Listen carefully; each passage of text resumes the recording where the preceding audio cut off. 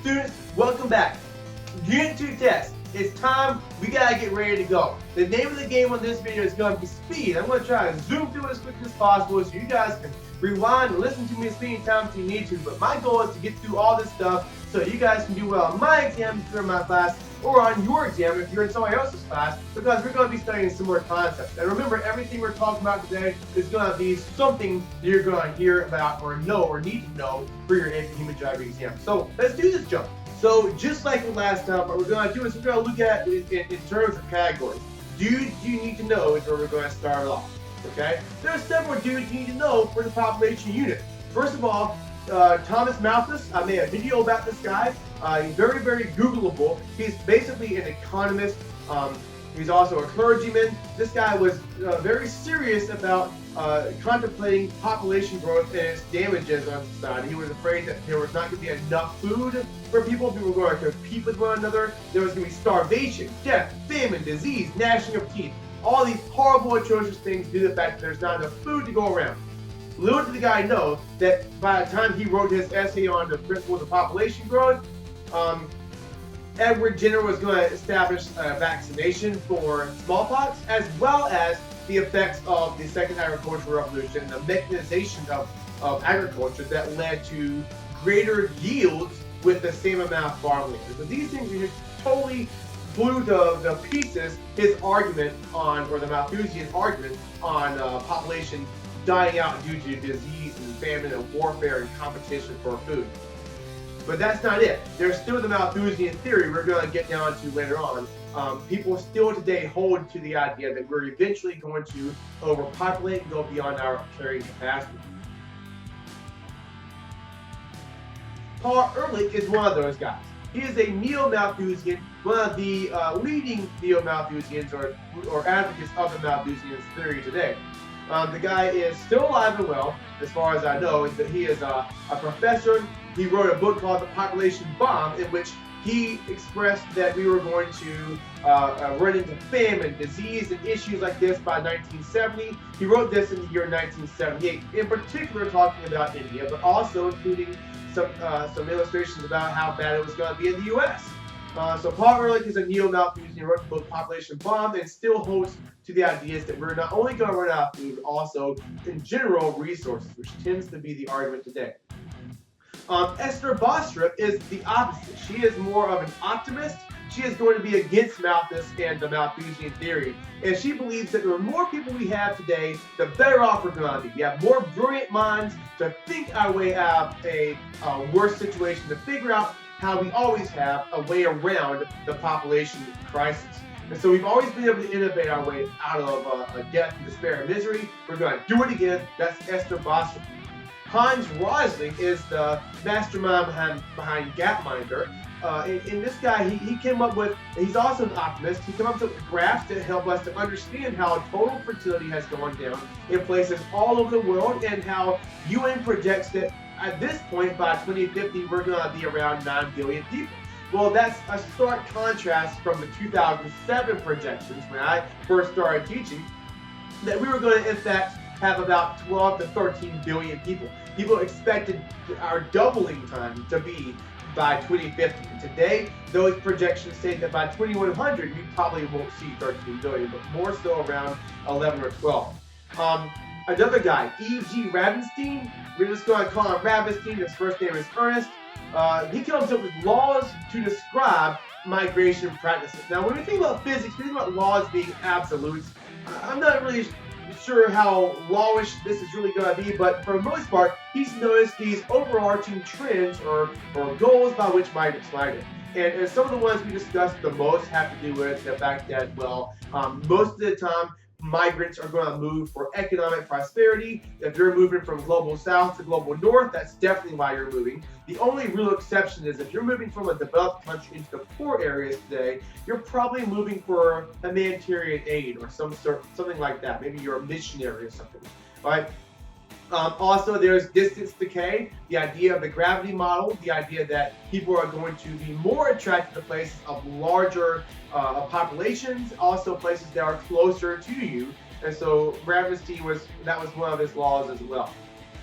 We're going to look at Wilbur Zielinski.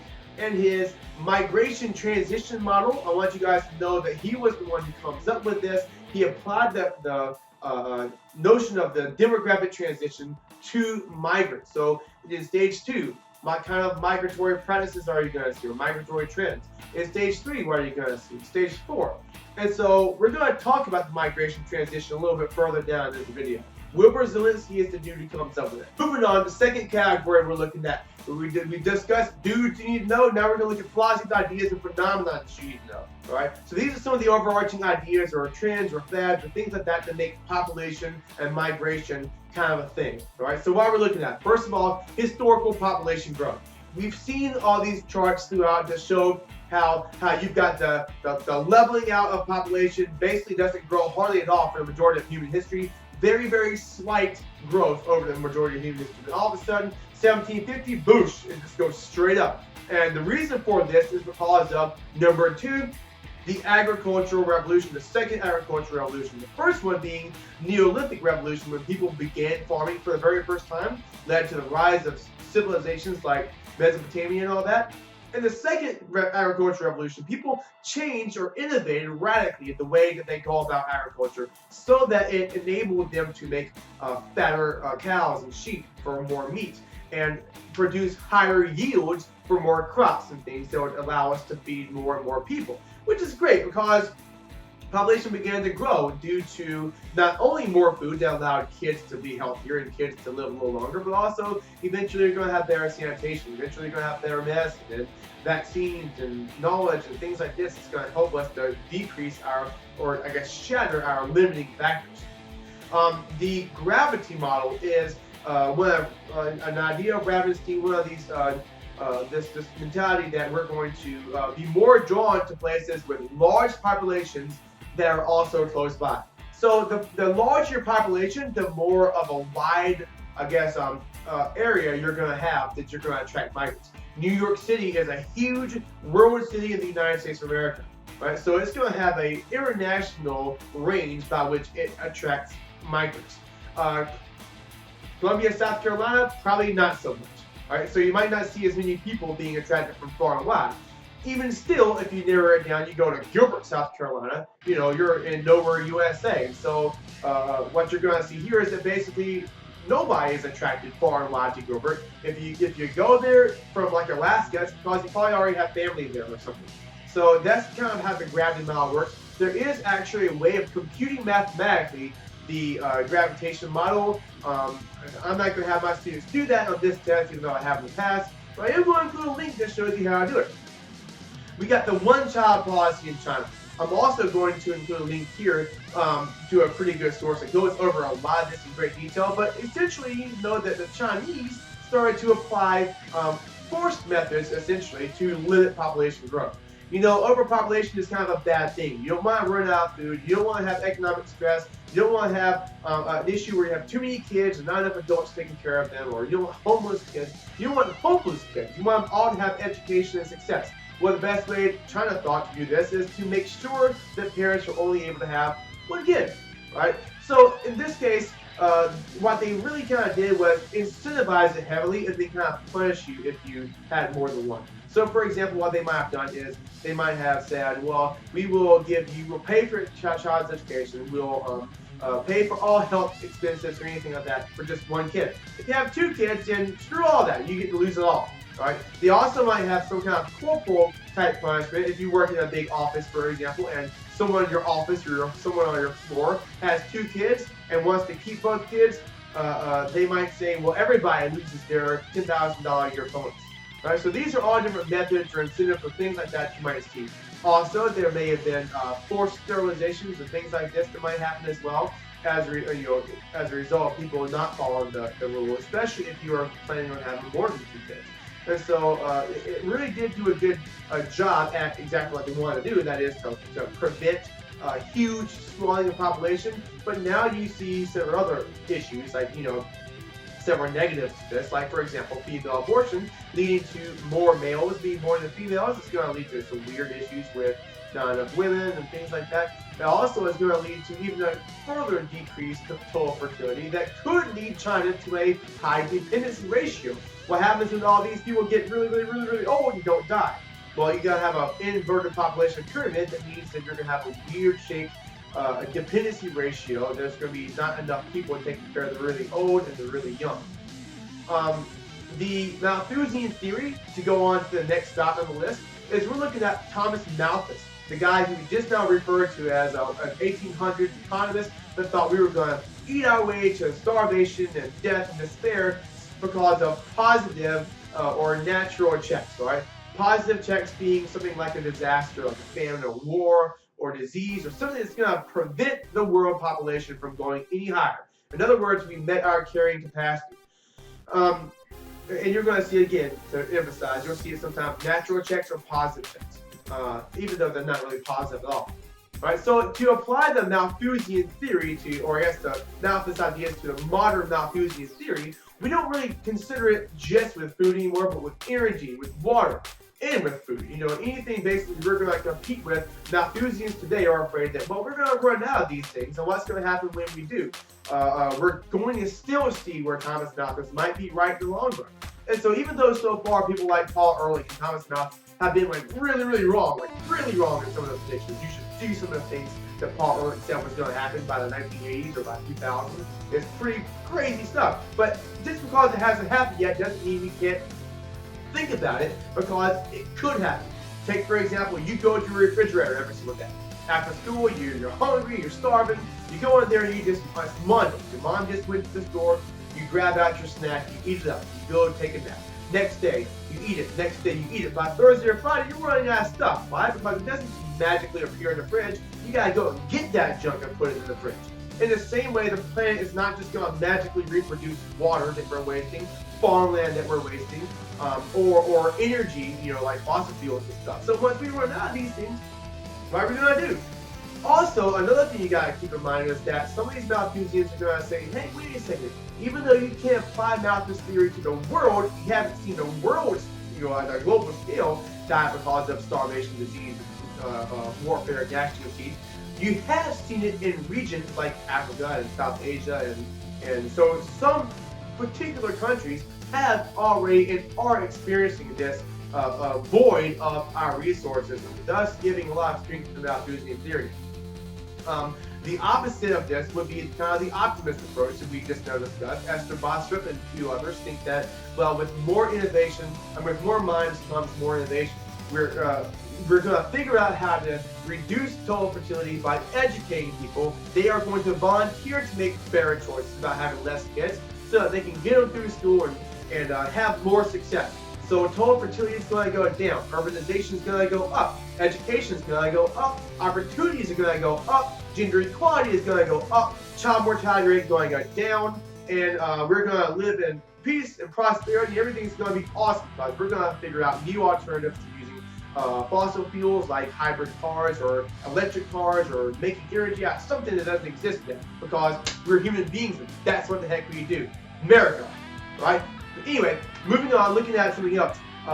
We got the concentrations of humans in regions, right? We got to talk about this as it applies to population as well. Remember, we discussed concentration, human concentration. Most human beings live along the northern latitudes, kind of north of the tropical Cancer. The majority of these human beings live in East Asia. You got your China, you got your Koreas, you got your Japan, all right? These are East Asia. More people live right there in that little bubble than anywhere else in the earth. We're talking like 2 billion people right there. You've also got South Asia with India, Bangladesh, Pakistan, some of those populous countries on earth. In that region, massive growth still in places like India, and you still have a relatively high natural increase in Bangladesh, even though they've done wonders to get their total fertility rate down. So South Asia is the second most populous cluster of human people on Earth. Southeast Asia rather, is going to be your Indonesia, the fourth most populous country on Earth, as well as like your Thailand and your Myanmar and your Malaysia. These areas kind of in the South Asia area. All right, so that's your third most populous area on Earth. Number 4 is going to be Europe, with a huge population of people. The population in Europe is no longer growing. You have almost 1 billion of them, about 900 million-ish. Population is not growing in that area. In fact, in some areas there is decreasing because they were the first to industrialize, they were the first to increase their prosperity and their quality of life really, really high, which means they're starting to have less kids. So you're not going to see more population growth in Europe as a region. You're going to, in fact, start to see it drop as places like Germany and Italy and a few others are already seeing this drop in population. All right, so that covers the philosophies and ideas and phenomena that you guys need to know to test. Next up, models. There are some really important human geography models. Some of the most important models, you're going to see them again. I promise they're going to be on your test, your AP exam, and your unit test. You might even have a few FRQs of this junk. We're going to start with the demographic transition model, which is demographic having to do with population statistics, and transition having to do with the transition over time or the changes over time. So demographic transition model, how population changes over time due to all sorts of things, mainly development and quality of life, which is spearheaded by opportunities through education, gender equality, better choices about having less kids. So first of all, we're going to talk about a 5-stage model because most of the time I think you're going to start seeing this trend where people are going to be discussing a 5th stage. Stage 1 works like this. You've got really, really high birth rates, really, really high death rates. Average total fertility was about 6 or 7 kids per couple. About as many people that were being born died, which caused a very, very, very gradual, very ridiculously slow population growth over a massive period of time. For the majority of human history, we were in stage 1. Things like bubonic plague and things like disease and things like war would just ravage the populations. Right? Then all of a sudden, in about the 1700s, we started to experience the second agricultural revolution, and these innovations led to more food. Well, if you're putting more food in little Johnny's mouth, little Johnny's gonna live a little bit longer. So are his brothers and sisters. So you see where the birth rate in stage 2 remains really high. Okay, it doesn't go up; it just remains high like it was in stage 1. So you're having 6 or 7 kids on average per family, but now about 5 or 6 of them are going to live, and only 1 or 2 of them are going to die because of more food. Eventually, people are going to catch on to that because of better sanitation, because of better health, and a little bit more wealth. People are going to start saying, well, you know what? We're going to move to the city, work in these factories because of the Industrial Revolution. But we can't bring like 20 kids over there with us. So we're going to have like 2 kids. And so eventually, countries are going to transition into stage 3, and they're going to start to, the birth rate's going to start going down to equal the equal to death, right? And so it's not going to equal this. There's going to be a natural increase. So stage 3 countries still do grow in terms of population, but you're going to see birth rates start to go down because people have more opportunities through education, gender equality, and so on and so forth. Stage 4 countries mean that basically you're going to have very, very little growth and possibly even no growth, at all, because birth rates and death rates both go really, really low. Quality of life is really high. Education, gender equality is really, really high, and natural increase basically doesn't exist. Stage 5, you still got high levels of prosperity, but because people started having less kids, because kids kind of get in the way of careers and ambitions and all that, eventually those old people that lived to be really, really old on the population pyramid are going to start to die, and so your death rate is going to exceed the birth rate, meaning populations start going down. These are your people. Your stage 5 countries like Germany and Japan and Korea are the ones who want to bring in these guest workers, migrants, so they can help to fill these jobs that they're losing due to people not being able to replace the job. Next, we're going to look at the population pyramids. By population pyramids being a way of demonstrating population growth as it pertains to men and women, so male and female. You gotta say that. You gotta also notice that there is age and percentage of the population on the x-axis. So population pyramids can tell us a lot of things. They can tell us about what you can predict for the population using population pyramids. You can see how people are starting to live longer and thus understand better the demographic transition using population pyramids. You can also see things like events, perhaps World War II, and the impact that might have had on the male side in places that lost tons of men to the war. You also can use population pyramids to understand demographically what kinds of people might live in a region. For example, a college town is going to have a bunch of 20-year-olds. A military base is going to have a bunch of dudes in their 20s and a bunch of dudes kind of maybe a little bit older than that, going up to 30 or 40. You're going to be able to use population pyramids to understand a little bit more about about the regions and places on a local and global scale. Next, the migration transition adaptation of the demographic transition. My boy Wilbur Zielinski, we just mentioned him up at the top of this document, comes up with the idea that people migrate in different ways today based off of the development of the country. And so you can look at a stage 2 country and assume that majority of migrants are going to a city in a stage 3 country. So you're going to see a rural to urban shift, people moving from a farm with a bunch of kids to live in a city with maybe fewer kids, searching for opportunities. Now, these migrants this is going to be what we call to look at the next bullet and say, guys, south to south migration. Because you're going from a poor country to a slightly less poor country, looking for opportunities where you might be culturally different, people might be prejudiced against you, you might speak a different language, but you're still able to make more money to maybe send home to mom and pop. Right? An example might be a move from a rural area in India to maybe a big city or a mega city in Bangladesh, like Dhaka. All right, that's an example of what I'm talking about, south to south, or a stage 2 migration trend. Stage 3, according to the migration, a transition would be from a city center where it might be more poor and more factories and more work oriented to maybe now you have a little bit more money, you're going to go off to a nicer area, a suburb. All right, so oftentimes these stage 3 migrants are going to move from a city to a suburb, or internationally they would move from a city to maybe a place in a more developed country or a global north country, like maybe a stage 4. You see a lot of migrants moving from stage 3 countries into, like, say, Germany, for example, and Europe. And this is, of course, prior to the migration crisis or the refugee issue because of the Syrian civil war, in which case you still see a lot of people moving into Germany. It's basically the same migration trend, it's just for different reasons. All right.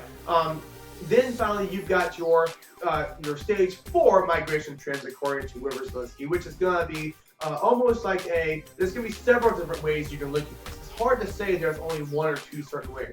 You might see people making a shift from suburban to city center because of gentrification. They might go to these rich condos right in the middle of the city next to a college university or next to maybe the central business district where people have come in and they've taken care of the slums and they've taken these old empty factories and turned them into exquisite, super wealthy, super well-to-do condominiums or something. Okay, so you might see that shift, suburban to city center again. You might also see where people are moving from suburbs to the rural countryside, maybe to retire, not for work issues.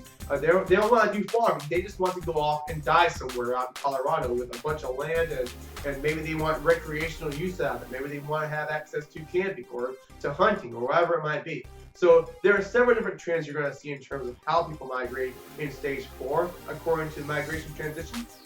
But when it comes to global north to global north, these people are going to be moving mainly to take jobs or better jobs, maybe associated with the company they're working for. So you might see this internationally as well as interregionally, right, or internally. So people might make a shift from Chicago to New York. We just saw in the news recently where Chick-fil-A is moving to New York City. So you might see also where job opportunities for executives are going to exist in that region. You might also see where individuals might move because their international corporation is expanding into Germany. So now they need to bring their best to lead that adventure into new territory, new terrain. Those are global north to global north migration trends. And then finally, global north to global south. Again, I just referenced this above. This is going to be for humanitarian purposes. Finally, the epidemiologic transition is very, very similar, and that is adaptation of the demographic transition. And basically, they're saying that things like bubonic plague and smallpox were cool back in stage 1. Everybody got this stuff. Eventually, as people lived their lives and sanitation became a thing, excuse me, I got a little ahead of myself. As Industrial Revolution became a thing, you start seeing new diseases like cholera that was due to large populations clustering together. Eventually, in stage 3, you're going to start seeing where people are catching more, they're living longer, so they start getting degenerative type diseases that are also choice induced. Like, for example, a lot of cancers, a lot of heart disease, things like this might be because of choices we make, like smoking or eating certain substances, right, which are not really available in poorer countries where they don't live as long and don't have as much money to make choices. And then finally, we're going to start seeing stage 5, which is things like your Ebola, or things that are kind of like diseases of the past. We're like, what in the world's going on here? Maybe your swine flu, things like that, that still continue to ravage people, especially in developing countries. And so those are your models to remember. Make sure you know them, and let's keep going. So, human geography student, you may have noticed that AP Human Geography is extremely vocab intensive. You can probably argue that there is more vocab-oriented questions on any human geography test than anything else. It's not simply defining, but also maybe application, also maybe being able to conceptualize how to use these terms. But for the most part, it's extremely vocab intensive. So let's take a look at the large part of the study guide and finish up with general terms and concepts that you need to know. And we're going to start with the population stuff and head into the migration. So for starters, you got population density, simply the amount of people living in an area divided by the square miles. So if you're looking at the population density of the United States, you're going to take the amount of people living here and divide it by the amount of land, and that's your population density. You've also got population concentration. I had not put that on my study guide. Maybe I'll go back in there and edit it. Concentration is where within a country there are going to be. So in the United States, most people live along the eastern coast, or the eastern coast in the megalopolis region in the New England states, basically between Washington D.C. and Boston. That's where you're going to see the majority of people. Also a cluster over in California. You've got large clusters of people in Mexico and in places in Latin America as well in the Western Hemisphere. So physiologic density is going to be the amount of people per unit of, the amount of people per farmers. Okay, so you're going to see where physiologic density is going to be maybe a better measure of how much food you're going to see in an area based on the population. Agricultural density refers to the amount of people per unit of arable land. Right? Again, in places where they've experienced large amounts of urbanization, especially if the country is small and very densely populated, this number might show that maybe they're importing more food. Cartograms are maps that inflate the size of a country based on whatever phenomenon they are trying to measure. So if you're looking at a population cartogram, you're going to see where China is the biggest country on the map because it has the most people. India is the second biggest, and the United States is the third biggest. Indonesia would be the fourth biggest, and Brazil would be the fifth. Right? So if you're looking at the amount of trees in a country, then you're going to see a totally different cartogram, but you could in fact do that. Another population map is the dot density map, which is used almost always in reference to population because you can say one dot represents however many millions of people and have a sprinkling of dots that could help you to spatially understand where people are concentrated and clustered in a region. Ecumen is a term that refers to the places where they are equipped for permanent human settlement. So places where we can live permanently. That's a very small percentage of the world, by the way. We're not all over the earth. Land isn't what we're lacking in terms of 7 billion people on Earth, but rather resources. So ecumen, however, is the places that we can live, and one of the ways we've broken down limiting factors and decrease, increase our carrying capacity was going to be by being able to live in more areas than we used to be able to due to science and technology. Speaking of which, our carrying capacity is the amount of people that can live in a region based off of its resources.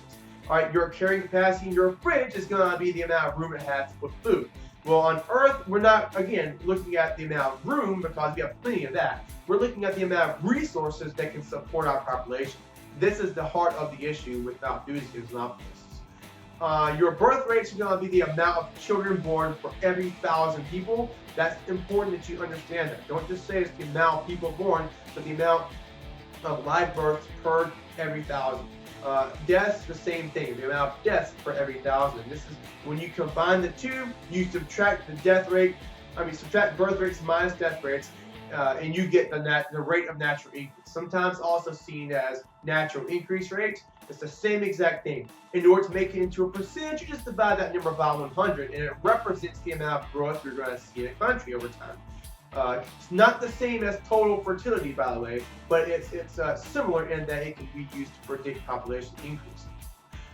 Your child mortality rate is the amount of children years 1 to 5 that are going to die in a country per 1,000, kind of like the death rate.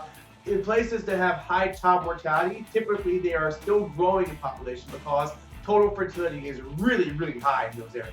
The places on Earth today with the highest total fertility and the highest child mortality rates is your African country, sub-Saharan Africa, set to reach 3 more billion people on almost all of the world population growth in the next 70 years is going to be in Africa. So the child mortality rates are still very, very high in those areas, with probably about 200 per every 1,000 and still dying in some of the worst spots. But that's a huge amount better than it used to be back in the day. If you don't believe me, just check out the Gapminder Foundation website. Infant mortality rate is very similar, except you're looking at kids younger than 1. So infants are going to be 0 to 1 years old, the amount that died per 1,000. As we decrease infant mortality and child mortality, life expectancy goes up as well. Life expectancy being how long, based on current trends, you can expect people are going to live on average. Alright, so if your life expectancy is 46 years old, it's probably because a lot of kids are still dying.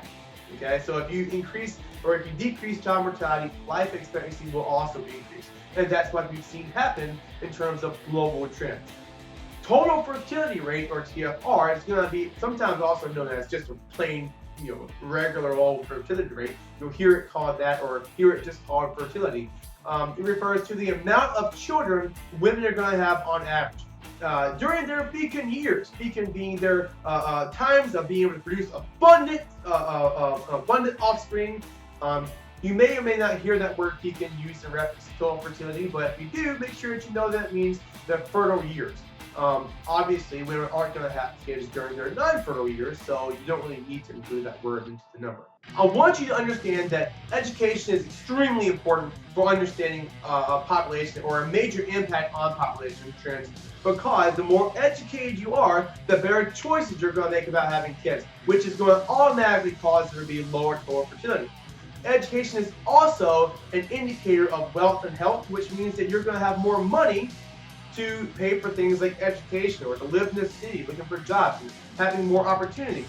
Well, if you have all kinds of opportunities with your career, you're not going to want as many kids because you're living in a city and kids don't pay for themselves like they used to back in the farm. So education means that total fertility is going down, child mortality is going down, life expectancy is going up. Education, gender equality is there, opportunities are there. These are things you'll need to be able to put together in case you're going to see multiple choice questions or FRQs regarding this, which I'm sure you probably will on my test. Immigrants versus immigrants. I know it's pretty dumb that we use a word that sounds the same to refer to different things. So if you're saying immigrant with an I in terms of migration, remember this is from the perspective of the country that you are living in. So if you're an immigrant with an I, that means that you are coming from another country into the country that you're in. So an immigrant to the United States would be someone maybe from Mexico that is now moving into the United States. So immigrant with an I, immigrant in, immigrant in. Immigrant with an E is out. So if you are living in the United States and you leave to go live in France, now you are an immigrant with an E from the perspective of the United States. Does that make sense? I'm going to include some links there so you guys can understand a little bit better what I'm talking about. But make sure that you understand the difference there, because it's really, really important for understanding how people move. Also, I want you to understand the idea of counter and reverse migration, one of Ravensstein's laws of migration, I might add. Counter migration being that for every migration flow, there is also a counter or reverse flow. So you're going to see a ton of people moving into New York City from a certain area. You might also very well see people moving from New York City to that same area. Forbes had an awesome migration map. If I can find it, I'll put a link here for that as well, so you guys can understand a little bit about what I'm talking about. So for every single group of people going out to a location, there's also typically, this is going to be, according to Ravenstein, a group of people coming back in as well. Distance decay, the further away something is, the less likely you are to move to it. A great example of a modern day example of this right now, going on the war around you, is the Syrian refugee crisis. The majority of your Syrian refugees are living in places like Jordan or Lebanon. I think Lebanon has taken the majority of that as of this video. And Turkey. And now that those places are becoming a little bit less safe, or some people are having more money, they want to actually go across the Mediterranean and go into places in Europe, like Germany, who's taken just a ton of them, as many as they can. And so what you're looking at here is an example of distance decay. We don't have so many Syrians coming to the United States. We have some, but more of them are going into Europe because it's closer. It's less risky. It's less cost. I mean, so people are going to go there, obviously. It's distance decay. Push and pull factors are going to be anything that makes you move and has to do with the reasons for why you move. So let's look at them together. Push factors mean that something is making you move away. Okay, if you push it away, it's making you move away. So an example of a push factor might be an economic push factor. If I lose my job and I need a job, then I lost my job as a teacher here in the county where I work. They're not going to hire me, so I need to go somewhere else. That's the push factor. On the flip side, an economic pull factor would be that if I have a job opportunity in Georgia, well then I might just pick up and move to Georgia so that I can take that job. That's an example of an economic pull factor. So push factors make me leave, pull factors make me go to a location. An example of a cultural push factor might be if people are racially oppressive towards me, or if people are, if I'm Muslim and people hate me for it because I'm living in a very, very conservative community or traditional community. And so people are going to be upset with me, and so they push me that I want to leave because of the fact that they're prejudiced against me. All right. On the other hand, a cultural pull factor would be if I'm Muslim, I might want to go over here to point A because point A has a bunch of Muslims. They're going to like me. We're going to get along. An example of a environmental push factor would be if I'm a farmer and my land doesn't produce high yields anymore. And so I need to move somewhere that I can carry on other work because I can't grow crops like I used to and it's not paying the bill. Yet on the flip side, let's say that I'm maybe Amish and I'm looking for farmland and there's no farmland in Pennsylvania anymore, and so Dad's gonna buy me a farm somewhere out in the southern Midwest somewhere. And so now I'm gonna go to an area because there's land and I can continue my lifestyle in that area. That's the example of an environmental pull factor. Lastly, we gotta talk about where we're wrapping it up, not lastly, but to wrap it up, we're looking at forced and voluntary migration, just like it sounds. I'm not going to spend too much time here, but forced migration typically is because of political upheaval, maybe a civil war like you're seeing in Syria. It can also be induced by natural disasters, like you saw with Katrina in New Orleans. And so these are examples of forced migrations. Voluntary is going to be moved because you can, because you want to, because there are opportunities. Chain migration is going to be when basically you have one immigrant group, maybe a few immigrants move to a certain area. Then later on, more immigrants will come because some people have already had success stories. So an example of this would be in Syria. Again, you're seeing this happen, where some Syrian refugees are making it to Europe, and things are great for them, at least compared to people in Jordan, Lebanon, Turkey, or elsewhere. So they write home and they say, hey, look, this is doable. We made it, even though it's still kind of dangerous. More and more of us are making it, so come on. And so you see that's chain migration, where more and more people will eventually follow suit because they've already seen loved ones or maybe friends or family do it and do it successfully. Refugees are people that have international rights, like you see in Syria. Again, these guys are making it to a country. They are not going to be sent back. They're not illegal immigrants. They are coming because they have to, because things are too dangerous for them to live in the country where they're at, for it's a life and death situation. So refugees cross international borders for safety or for refuge in other countries. Typically, they're going to go to the closest countries possible where they can find that refuge. Internally displaced people are very similar, except they're not refugees. Internally displaced are people that might move because they're forced to, but they still live in the country. So individuals that have not been able to leave Syria but have left their homes because of the danger would be examples of internally displaced persons. Largely, these guys are probably still in an even worse situation than your refugees because they're still in the danger zone and because it's impossible, largely, most of the time, to get the same levels of aid, the same levels of care to these people. And so they're sometimes hard to count, hard to know about them, hard to take care of, and they're still in danger often. Not always. Katrina caused a lot of internally displaced people. Many of them moved to Baton Rouge. A lot of them stayed there due to the issues in New Orleans. All right, finally, we've got two more points. Let's talk about them quick. A diaspora, or sometimes diaspora, but I don't want to say diaspora, is going to be a dispersal of people, typically a forced dispersal, but maybe not always, where individuals are sent out in mass. So you might see a lot of people that move all of a sudden to a different area. An example of this is the Jewish diaspora of 70 AD, when the Romans took over, went in there and just basically forced them out, trying to get rid of their culture. Many of these Jews lived throughout Europe for centuries until Israel became a thing again in 1948. There are several different examples of Jewish diasporas throughout history, but that's the only one I'm going to cover here in this video. You might also see other diasporas. For example, you could say that the Lost Boys of Sudan would be an example of a diaspora. You could say that what's going on in Syria is an example of a diaspora. All right, waves of migration in the United States. The Rubenstein book talks about this. There's a link to a video that a pretty well done short 20-minute documentary that I showed last week, just to talk about how people have come, talking about America's migration history. I want you guys to know, as your earliest migrants to the United States were in fact across the Bering Land Bridge, looking way back at the origins of human history and how people migrated slowly over time to cover the earth. Next, I want you guys to understand European colonization. You've got your Spanish, your English, your French, maybe a few others, but mainly those three that are going to come in and establish colonies and have a foothold in what would become the U.S.